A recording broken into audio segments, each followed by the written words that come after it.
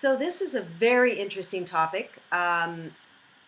Actually, it's because something that's happened in my own life and relationship. What happens when a guy marries a gal and somewhere down the road she's like changing and turning into someone that she wasn't when he married her? So like in my case, I married my husband. I was working at a matchmaking firm in Beverly Hills with, health insurance and going to work every day.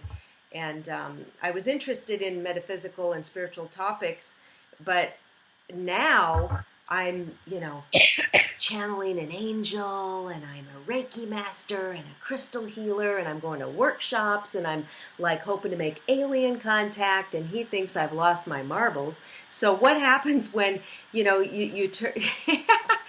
Because people grow and evolve and change, and then some guys will say, yeah, my wife, she's not the same person anymore. So what is your take on this? How can people handle this?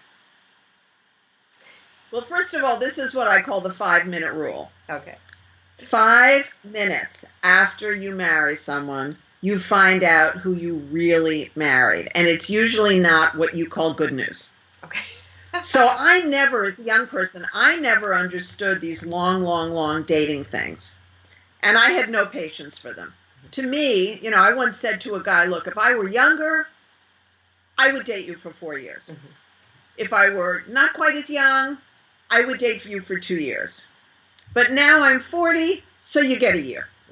Mm-hmm. But the truth is, that's not really long enough. Because you need to be able to connect the dots and see the trajectory.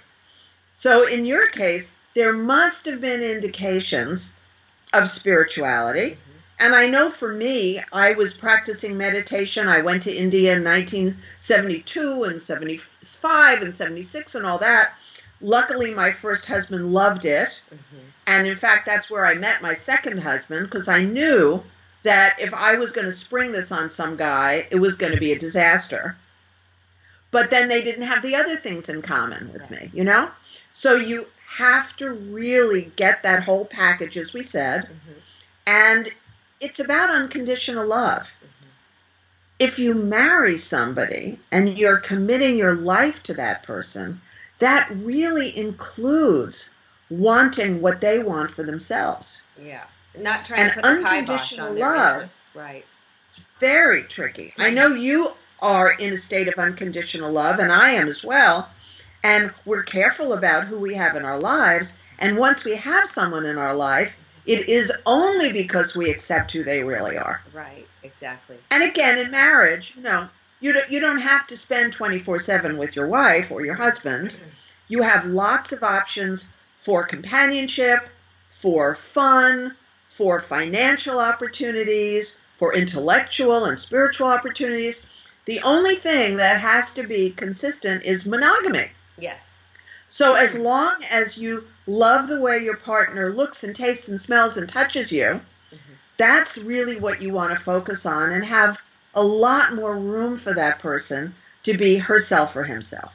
Yeah, great advice, because people will evolve and grow and get into different interests and things. So we just have to be excited for them, I think, and respect that and let them do it, unless it's something, life-threatening or dangerous. Maybe they want to start skydiving and you're scared to death, yes. for them or something like that. If my husband took up skydiving, I'd be a nervous wreck.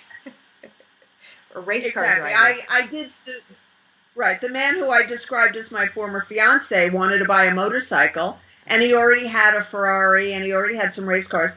And I said to him, unfortunately, if you buy a motorcycle, Alexis, that's our last day together. Uh-huh. Yeah. Because I can't worry every day when you feel like going, in the Hamptons, if you feel like going and buying a paper, and there I am worrying if you're going to come back with all your limbs intact. Exactly. I can't do it. And I understand if that's what you want to do, if it's really important to you, I just can't be here for it. Great points. All right. Wonderful. Thank you, Susan. Happy dating, everyone. See you next time. Bye.